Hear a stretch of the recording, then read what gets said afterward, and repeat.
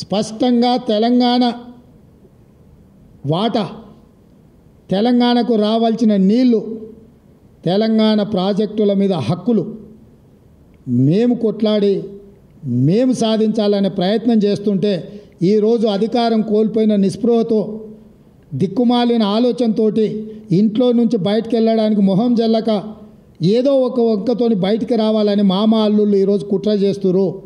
నేను సూటికి ఒక్క మాట అడగదలుచుకున్న చంద్రశేఖరరావు, నీకు ఏమాత్రం సిగ్గున్న ఒక్క మాటకు సమాధానం చెప్పు.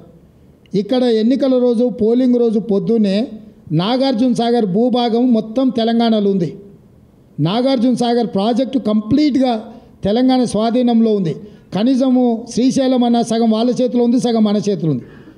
జగన్మోహన్ రెడ్డి పోలీసులు తుపాకులు వేసుకొని నాగార్జున సాగర్ డ్యామ్ మీదకి వచ్చి ప్రాజెక్టును హ్యాండ్ ఓవర్ చేసుకోరు. జగన్మోహన్ రెడ్డి తెలంగాణలోకి వచ్చి నాగార్జున సాగర్ ప్రాజెక్టును ఆక్రమించుకుంటే నోట్లకెళ్ళి మాట వెళ్ళలే. అదే కాంగ్రెస్ అధికారంలో ఉన్నప్పుడు వచ్చి చూడమను, ఇవాళ రమ్మను, వచ్చి నాగార్జున సాగర్ మీదకి రమ్మను జగన్మోహన్ రెడ్డిని. జగన్మోహన్ రెడ్డికి ప్రాజెక్టును తాకట్టు పెట్టి తుపాకులు తీసుకొని వచ్చి నాగార్జున సాగర్ డ్యామ్ను ఆక్రమించుకుంటే పల్లెత్తు మాట మాట్లాడలేదు. నువ్వు పోయి కేంద్ర ప్రభుత్వానికి ప్రాజెక్టులను హ్యాండ్ ఓవర్ చేయడానికి నిధులను కేటాయించినోడు నువ్వు వచ్చి మమ్మల్ని బదనాం చేస్తావా, మా మీద మాట్లాడతావా? వాస్తవాలు ఇట్లుంటే అబద్ధాలతోని అధికారం కోల్పోయిన నిరాశ నిస్పృహలతోటి ఈరోజు మమ్మల్ని బదనాం చేసే కార్యక్రమం పెట్టాను. అందుకే నేను సూటిగా ఈ ఆధారాలు మీ ముందర చెప్పి మీ ముందర మాట్లాడితే రేవంత్ రెడ్డి సెక్రటేరియట్లో సమావేశం పెట్టి చాలా మాట్లాడిండు. ఆయన కథ ఏంది, ఆయన కమామీస్ ఏందని ఆయన మాట్లాడతాడు. అందుకే నేను సూటిగా ఈరోజు మంత్రివర్గ సమావేశం అవుతుంది.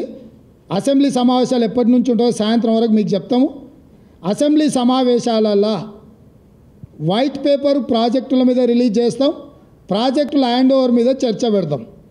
48 గంటలు నువ్వు కోరుకుంటే ఇంకెక్కువ కావాలన్నా తలుపులు మూద్దాం, భోజనాలు అక్కడనే పెడదాం, బట్టలు తెచ్చుకో, మేము వస్తాం.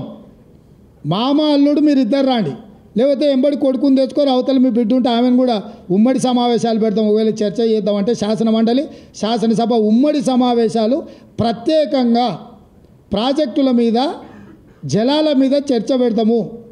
మాకెవ్వరు లేరు, నేను మా ఉత్తమ్ కుమార్ రెడ్డి గారు ఇద్దరమే మాట్లాడతాం. సంబంధిత శాఖ మంత్రిగా వారు మాట్లాడతారు, ముఖ్యమంత్రిగా నేను మాట్లాడతా.